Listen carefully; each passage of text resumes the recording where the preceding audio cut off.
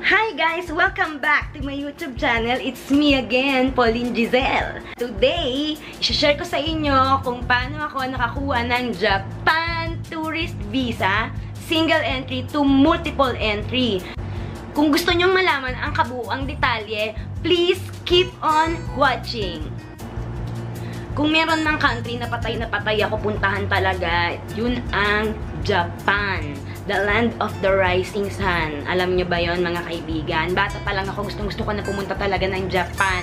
Kasi kung hindi nyo po alam, galing ako sa pamilyang nagja-Japan. Ayan.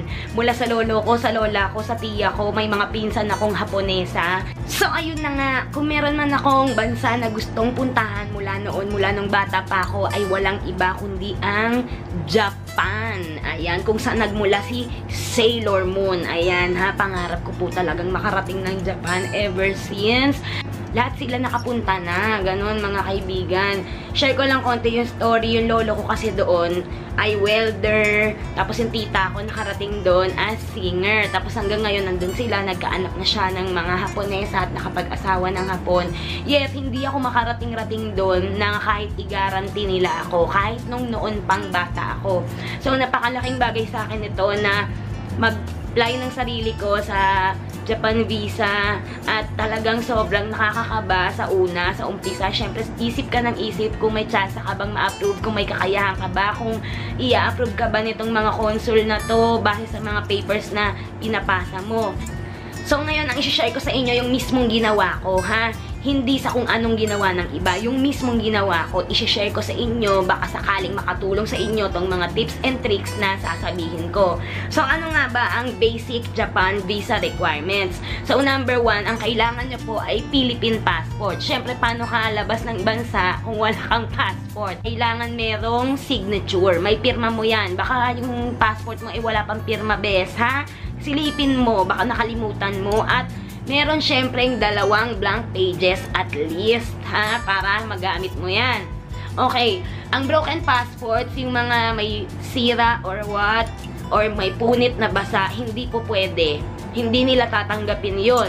At syempre, merong at least 6 months validity. Ibig sabihin po na 6 months validity, hindi ka pa aalisin ng Pilipinas kapag 5 months na lang siya valid. Kailangan at least 6 months.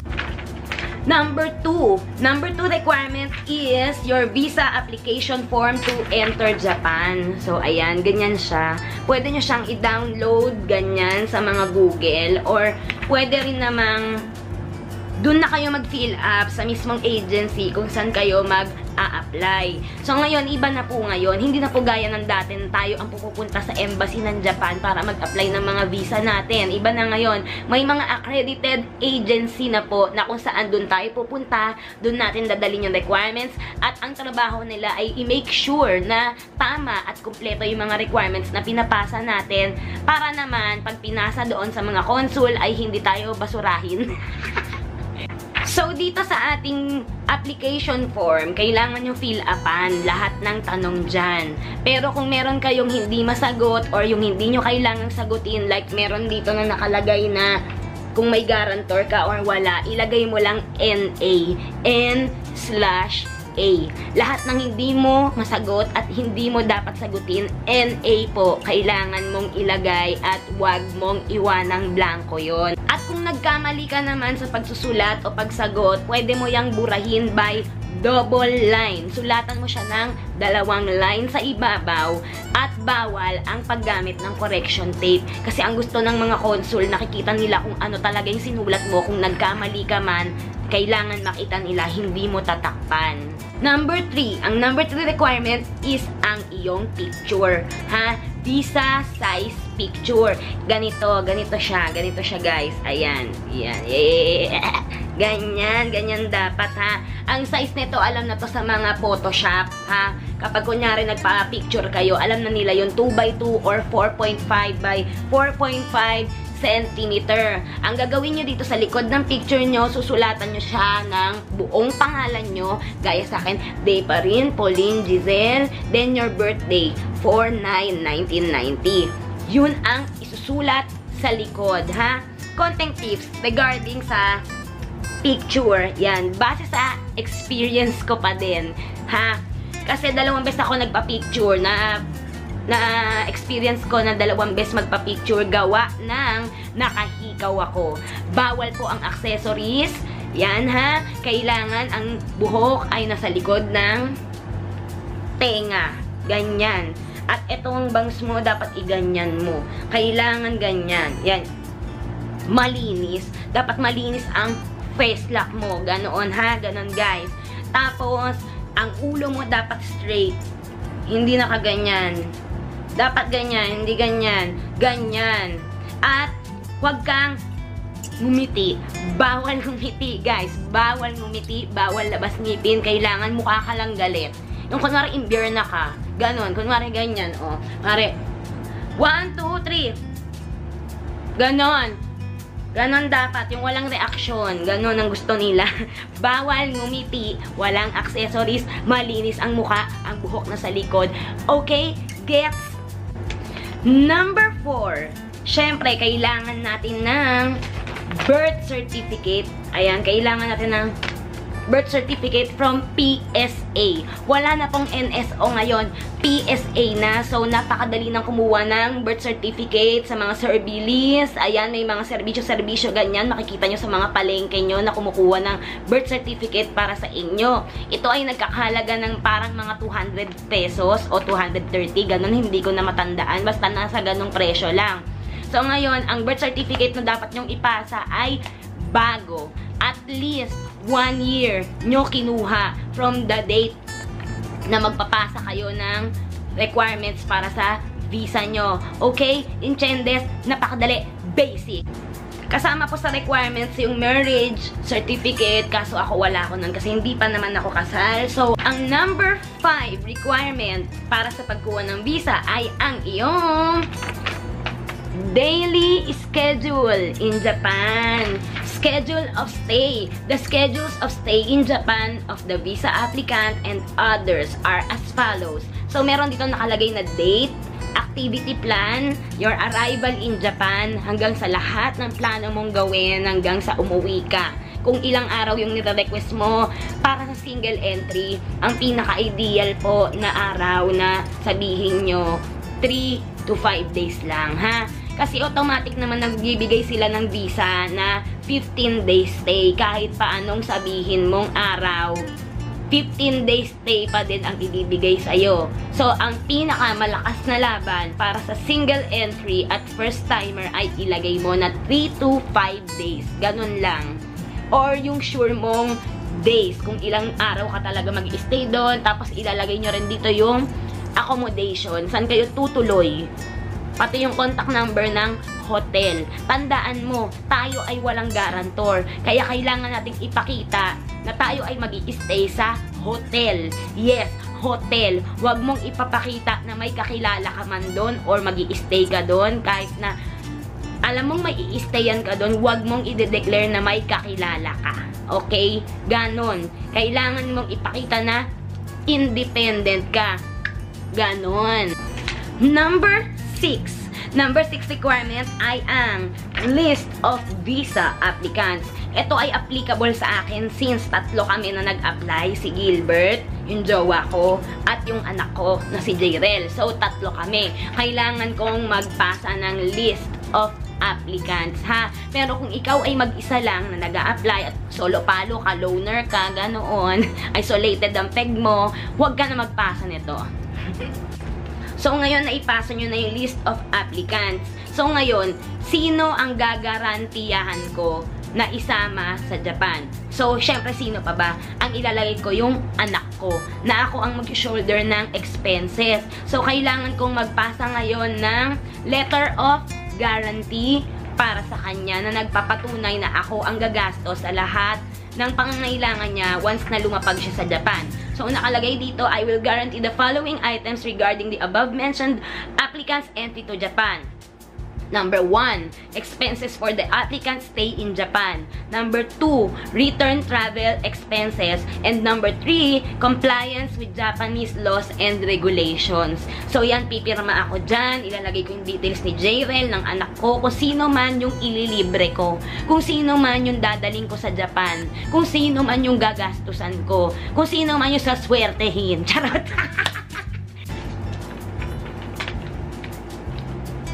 So, yan ang mga pangunahing requirements. So, dito na tayo pupunta ngayon sa kaya mong patunayan na no guarantor ka. Kung kaya mong i-shoulder yung sarili mo sa Japan.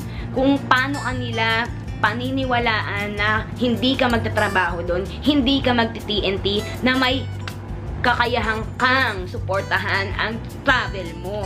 So, ngayon, ang number 1 requirement kapag no guarantor is ITR o yung income tax return na laging hinihingi kapag may trabaho ka, ganyan, or what. Paano kung kagaya kita? Online seller ako, o ganyan, vlogger dito sa YouTube, ganyan. Wala akong ITR pa. Pero may business ako. Pero wala pang ITR. Hindi pa nalabas. Anong gagawin ko? Ano nga bang itsura ng ITR? Ganito ang itsura ng ITR. Ayan, guys. 2316. Yan. Form 2316. So, hindi sa akin to, kay Gilbert to. Ha, guys, ha? Kaya rin siya na-approve dahil may ITR siyang pinapasa. Paano naman ako? Wala akong ITR. Anong ginawa ko? Ang ginawa ko po ay gumawa ako ng letter. In-address ko sa Office of the Embassy of Japan. Channeling. Nilagay ko yung address, telephone number, ganon. Parang ganon. Tapos, sulat mo lang na to whom it may concern, or sir, madam, ganyan. Then, English ang ka doon. Sabihin mo lang na yung dahilan kung bakit wala kang ITR. Wala ka pang ITR. Ngayon, gaya sa case ko, ang nilagay ko, may business ako, pero hindi pa nai-release yung aking ITR, kundi early next year pa siya mai-release kasi totoo namang wala pa. Tapos ngayon, binak-upan ko na lang yung sulat ko na meron naman akong ibang bansang napuntahan na pwede nilang i-review sa passport ko, kung saan nag-comply naman ako sa mga rules and regulation ng bansang ito at ako ay bumalik sa takdang panahon. Parang ganon. Kailangan mong sabihin sa letter mo na ikaw ay talagang tourist lang, na wala kang balak magtrabaho doon, na wala kang balak mag-TNT. Kailangan mong iparamdam sa kanila ang tunay mong pakay. Bakit mo gustong pumunta ng Japan? Ako sinabi ko pa nga na gusto kong dalhin si Jayrel sa Disneyland para ma-experience niya since birthday niya. Ganon yung sinabi ko doon. So, walang problema. Sabihin mo ang nasa puso mo, walang problema. Ha? Kumbinsihin mo sila. Ganon, bes, ha? Pero huwag ka masyadong magdrama. Kailangan on point. On point agad, bes. Huwag etos-etos, ha? Kailangan on point. Sabihin mo lang talaga ang totoong pakay mo. Mararamdaman nila yon. Ang laging tanong, may show money ba kapag nag-a-apply ng Japan tourist visa? Oo. Isang malaking Oo, meron. So, paano nila malalaman yung show money mo? Kailangan mo mag-provide ng bank certificate, ha? Siyempre, no guarantor ka, bes, wala kang sponsor. Ibig sabihin, walang kukuha sa'yo papunta sa Japan. Paano ka pupunta dun ngayon? So, ngayon, kailangan mong ipaglaban, ipakita sa kanila na kaya mo all by yourself. Na kaya mong tustusan ang pangangailangan mo, kaya mong suportahan ang travel expenses mo, kaya mong bumili ng plane ticket, kaya mong mag-book ng accommodation. Ganun, bes, dapat, ha? So, ngayon, ang kailangan mong i-present sa kanila ay ang iyong 3-month issued mula sa date ng apply mo na bank certificate. Ayan. Yan, ganyan. Ganyan ang kailangan mo, besiwap. So, ngayon, mag-a-apply ka, ay hindi. So, ngayon, magre-request ka sa bangko mo kung saan ka merong account. So, ito, konting tip lang. Kung meron kayong dalawang account, kunwari, meron kang account na kinuha mo lang nitong nakaraan at meron kang account na luma, na matagal na, pero mine-maintain mo naman, yung luma ang gamitin mo. Kasi makikita nila dun kung gaano nakatagal yung account mo. Tapos, makikita din dun yung ADB mo or average daily balance makikita doon kung na-maintain ba yung laman nun, kung magkano ang nagiging laman nun sa bawat araw in average sa buong buwan. Ganon yung nakikita doon. And next is yung account balance mo, kung magkano ang laman nun time na nag-request ka. So ngayon, kung iniisip mo na dayain, may account ka, walang laman, lalagyan mo bigla ng laman. Sabihin natin 100,000, ganyan, bibigyan mo ng ganung laman. Malalaman nila yun na nilagay mo lang yon kasi nalabas doon yung ADB. Nakikita po doon yung amount, kung paano na maintain yung account. So, doon nila binabase kung ito ba, magkano ang kinikita nito or what. Parang ganon, guys. Ganon yung eksena nun. So, ngayon, ito, isa pang tinatanong sa akin, magkano ang show money? Hindi po natin masasabi kung magkano show money ang talagang tinitignan nila kasi merong iba na approve na kahit na 50,000 lang yung laman, meron naman 100,000 yung laman, meron naman 500,000 yung laman na hindi na-approve. 500,000 na laman, hindi na-approve. Pero yung 50,000 na-approve.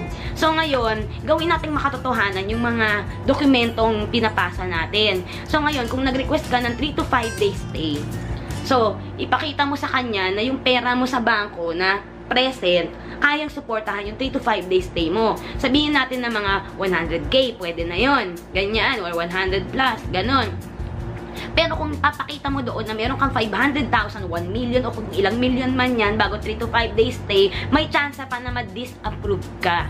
Dahil iisipin nila na kung anong gagawin mo doon, magmamigrate ka na ba sa laki ng pera mo, ganyan, hindi. So, doon lang tayo sa makatotohanan, ha? Always be true to yourself when applying your Japan tourist visa. At kung tatanungin mo ko kung magkano ang aking show money nung aking pag-apply ng single entry, ang nilagay ko lang po doon ay 157,000 pesos sa account ko na yon. Kasi may bata ako, meron akong kailangang sponsoran.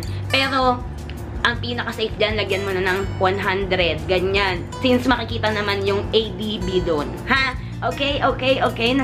So, ngayon, ang next requirement mo naman, nagpasa ka na ng bank certificate mo, may pera ka, okay. So, ngayon, ang next requirement is, patunayan mo kung saan galing yung pera mo. Bakit ka may pera? Saan ang galing? Gaya sa case ko, diba, wala naman akong trabaho, pero may business ako. Kung may trabaho ako, ang hihingiin sa akin, ITR or Certificate of Employment. Ha, yun ang ihahanda nyo kung kayo ay nagtatrabaho. Pero kung kayo ay nagbi-business, bigyan mo sila ng proof na nagbi-business ka. So, ngayon, itong makakatulong sa'yo, DTI. Ayan, nakalagay dyan ang pangalan ko, buong pangalan ko, na akong may-ari ng PJHD pa rin Beauty Products, DTI. Next is your permit. Next is your permit. Ayan. Permit ng business mo. Business permit. Ayan, ganyan. Okay? At pwede rin, dali mo na rin to. Pakita mo talaga sa kanila. Ganon. Ipa-xerox mo. Ganon. Lahat ay photocopy lamang ang ipapasa, ha? Dito sa DTI, sa business, o kung ano pa man gusto mong patunay, ang gusto mong patunayan sa kanya. Photocopy lang. Ayan, yun ang ipasa mo para naman lumakas ang power ng pag-a-apply mo. So, after mo makumpleto ang mga requirements, dalhin mo na yan sa agency na nais mo. Marami kang pagpipilian. Mag-search ka lang sa Google. Philippine Accredited Japan Visa Agency, ganon, chanelin. Sa case ko, sa Rally Tours, Binondo ako. Rally Tours. So, ngayon, magkano ang bayad sa tourist visa? Sa single entry, ang bayad dyan ay 900 to 1,200. Depende sa agency na pupuntahan nyo. Punta naman tayo sa multiple visa entry. Ang inaasam ng lahat, syempre, sino ba namang ayaw magpabalik-balik sa Japan? Diyos ko, 5 years yun, best. 5 years na libre ka maglabas-pasok sa loob ng Japan, ha? Diyos ko. So, ngayon, ang gagawin mo lang, same pa din ang proseso. Present mo lang yung bank certificate mo na updated, ganyan. Sino yung i-guarantee mo? Pare-parehas lang ang requirements, pero wag ka na magpasa ng birth certificate. Hindi na kailangan yon. Ang fill upan mo na lang yung application form ulit. Request. Kailangan mo mag-request for multiple entry. Ilalagay mo doon kung bakit. Para saan? Anong dahilan? Bakit gusto mong magkaroon ng multiple entry visa? Bakit? Ganon. So ngayon, ang gagawin mo doon, paliwanag mo lang. Lagi nang sinasabi ko, gaya ng laging sinasabi ko kanina, always be true to yourself. Ayan ha. Huwag ka magpaka-plastic, be. Sabi mo yung totoo. Gaya ko, sinabi ko talaga doon. Ang sabi ko, gusto kong magkaroon ng multiple visa dahil gusto kong magpabalik-balik sa Japan at explore ang kanilang country dahil sobrang in love ako sa country na yon. Kulang pa yung unang stay ko. Kung may babalikan man ako, siya pa din. Tsaka kinumpare ko talaga sa sulat ko, sa request entry ko na nilagay ko talaga na kung saan-saang bansa na ako galing. Talagang kailangan mong sabihin. Kung kailangan mong ikumpara talaga, ikumpara mo para makumbinsi mo sila. Sinabi ko doon na galing na ako dito, galing na ako sa Hong Kong, galing na ako sa Macau, ganyan, Singapore, Malaysia, Thailand, ayan.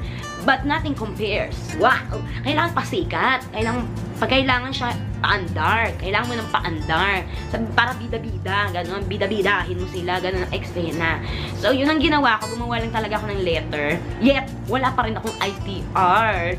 Pero, binanggit ko pa rin doon yung dati kong reason na ganon. Na wala naman akong binayolate eh. Sa lahat ng bansang napuntahan ko. So, pwede nila i-check yun, diba? So, ayun. Yun lang ang pinasa ko. And nag-antay ako ng mga 3 days ganyan para tawagan ako or i-text ako. Pero hindi nila sasabihin sa'yo ng agency kung approve ka o hindi. Hindi nila sasabihin yon unless may contact ka. Huwag ka muna nga alis. May sabihin pa ako hanggang dulo ng video. Bahala ka. So ngayon, eto mga kaibigan, naway nakatulong ako sa lahat ng nagtatanong about single entry and multiple entry. Ayan. Medyo ang ginawa ko lang dito sa multiple entry, medyo malaki lang po yung nilagay ko sa bank certificate. Yun, medyo kailangan natin yun. Kasi, meron niyang mga factors. Meron silang factor na high financial capacity at kailangan nakapag-travel ka na sa Japan na isang beses. Isa yun sa requirement na na-meet ko siguro doon sa requirement ng multiple visa. And I'm so thankful na talagang nag-grant ako. Nagpapasalamat ako sa Rally Tours Binondo. Ayan na, nagpapasalamat ako dyan. Sobrang bait nila sa amin. At, Diyos ko, this was just whatever it is. It is a dream come true for me. And especially my family. Diyos ko, yung pangarap ko nung bata ako, tinupad ko sa anak ko as early as 7 years old na nakapunta na siya ng Japan at makakapagpabalik-balik kami na magkasama. And iba po yung feeling. It was so real and everything. Parang, yun lang. Parang ayoko na pumunta sa ibang Asian country bukod sa Japan. And yun, napakaganda po ng Japan. It's worth the visit, it's worth the gastos. Ganun po yung feeling. At ang lakas-lakas maka-fresh sa Japan. Ayan. Abangan nyo po ang susunod kong vlog. Ayan, at tayo ay pupunta na sa Japan. Next day. Ayan, kaya masuot ko to eh. Nagsusukat kasi ako eh. Dinaretso ko na sa vlog. So, ayun. Kung nagustuhan nyo ang video na to, huwag nyo kalimutan na mag-like, thumbs up, and subscribe sa aking channel. At mag-comment lang po kayo kung may mga tanong pa kayo na hindi ko natalakay dito. At kung may mga gusto pa kayong mga video na gawin ko at gusto nyo pang mapanood sa akin, pwede kayong mag-request. Iwan nyo lang yan dyan sa comment section. Maraming salamat sa lahat ng nanood ng video na ito. And I'll see you next time. Mwah! Huwag mo naman kalimutan yung pasalubong ko, yung chocolate ko ha. Approve ka eh. Huwag mo kalimutan mag-abot ng pangmerienda dun sa agency ha. Lalaman mo kapag denied ka, kunwari hindi ka na-approve, may pula dito, may red ka dito. Kapag di ka approve, makikita mo yun sa likod ng passport mo. Since hindi dinidisclose yun ng agency kapag next kanila kung approve ka or ano, hindi nila sasagutin. Kailangan pumunta ka mismo doon at ikaw ang makakita kung approve ka o hindi. So ngayon, ito yung itsura ng single entry. And this is my multiple entry visa. Ito po yung multiple ko. Oh my God, okay. Let's go. Diyos ko, pangarap ko to guys. And, ayan, I'll see you Tokyo. Winter in Tokyo. Na-experience ko na mag-cherry blossom ng April. And I am so blessed. Thank you, Lord. Na winter naman po yung may experience namin. Single. Ay, pukiin naman. Si Gilbert. Okay lang yan. Si Gilbert. Single entry and multiple entry. Ayan.